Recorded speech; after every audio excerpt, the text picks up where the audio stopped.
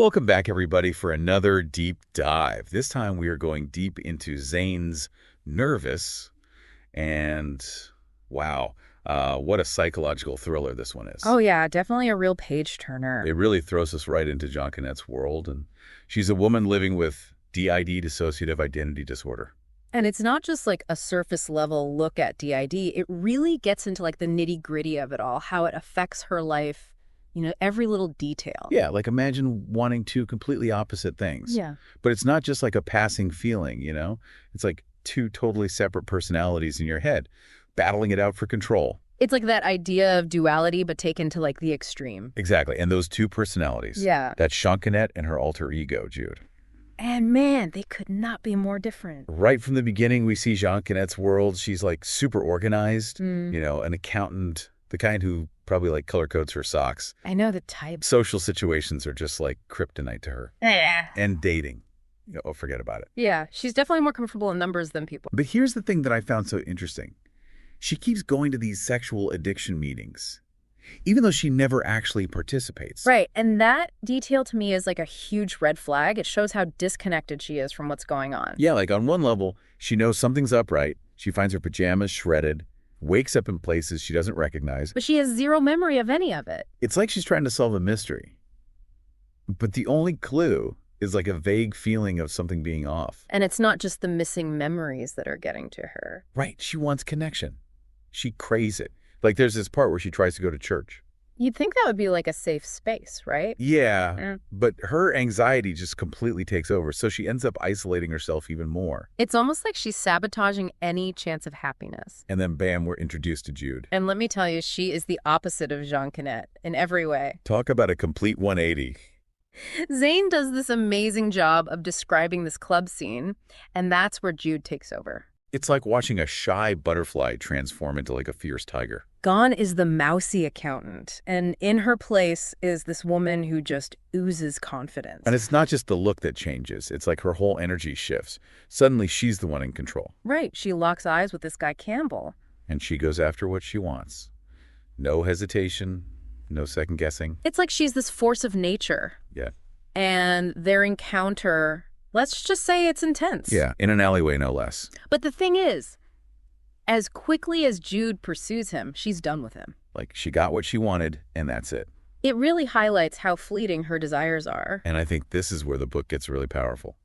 Because imagine waking up and having no control over your body, your actions, your memories. It's like a violation of your very being. And Jonquinette is left to deal with the consequences. The physical discomfort, the smells, the lingering evidence. It's like a constant reminder for powerlessness. And I think that's just the tip of the iceberg.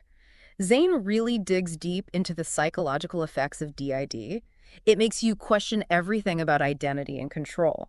How can you have real relationships if you can't trust yourself? It's a heavy question, and one that Zane doesn't shy away from. And trust me, it gets even more complicated from here. Oh yeah, we're just scratching the surface. Nervous is like a deep dive into the human psyche. It forces you to ask those tough questions about who we are and what happens when we're at war with ourselves. Stay tuned, folks, because we're going even deeper next time. Yeah. And believe me, you won't want to miss it. It's like you're constantly looking over your shoulder, wondering when the other shoe is going to drop. And what's so crazy is that Zane doesn't make either personality like the bad guy. Right, it's not like Jonquinette is good and Jude is evil or anything. Exactly. Like, we see how much Jonquinette wants a normal life. She wants love, she wants connection, but on her terms. But then there's Jude, who's just like this whirlwind of energy, embracing all the things Jonquinette is afraid of.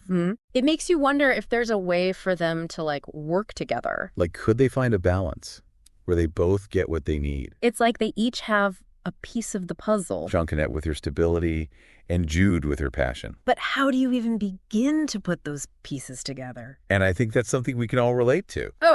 Even if we don't have DIDs. Right. Like, we all have that inner voice of doubt. That fear of taking risks. And then there's that other part of us that wants to just go for it. And I think for women especially, there's all this pressure from society. Yeah.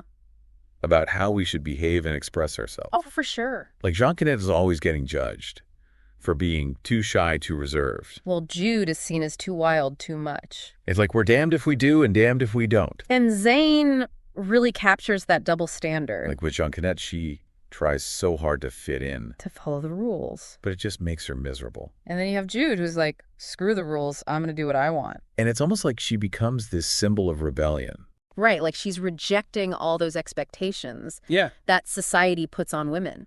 But even with all that freedom, there's still a sense of loneliness about Jude. Like she's searching for something but can't quite find it. And it makes you wonder if rebellion is really enough. Can you truly be happy if you're just constantly pushing back?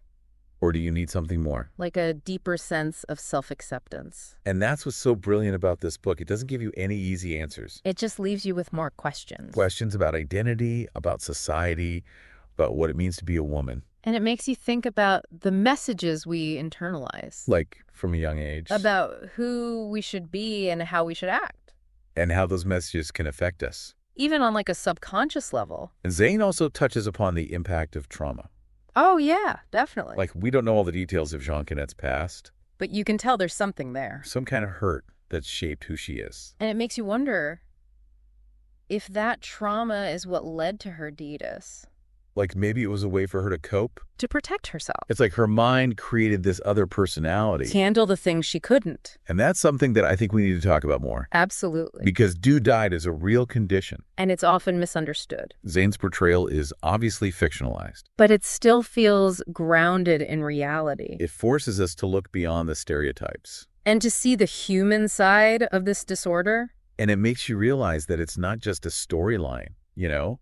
Like D-Die is a real thing that real people are dealing with. It is, and it's so often portrayed in a sensationalized way. Yeah, like in movies and stuff. Right, but Zane's book, it feels different. It feels more authentic. Like she's really trying to show the human side of it all. And it makes you think about your own experiences. Yeah. Even if you've never experienced dies. Oh, absolutely. Like we've all had those moments where we're conflicted. Yeah. You know, like part of you wants one thing. And another part wants something completely different. Right. Or those times when you feel like you're not being true to yourself. Yeah, like you're putting on a mask for everyone else. It's like that classic battle between the angel and the devil on your shoulder. But instead of good versus evil, it's like different aspects of our personality. Trying to figure out which one is going to win. And for Jonquinette, it's like that struggle is amplified times 1,000. Right, because it's not just a little voice in her head. It's a whole other person. And it makes me wonder, can she ever really accept both parts of herself? Like, can Jonquinette and Jude ever truly coexist? That's the big question, isn't it? And I love that Zane doesn't give us an easy answer. It's not like a fairy tale ending where everything gets tied up in a neat little bow. It leaves you thinking long after you finish the book. And it makes you wonder what happiness would even look like for someone with DD. Right, like, is it possible for both personalities to be happy? Or will one always have to take over? It's a question that I don't think there's a right or wrong answer to. And that's what makes it so powerful. It challenges us to look at things from a different perspective. To consider the complexities of the human mind.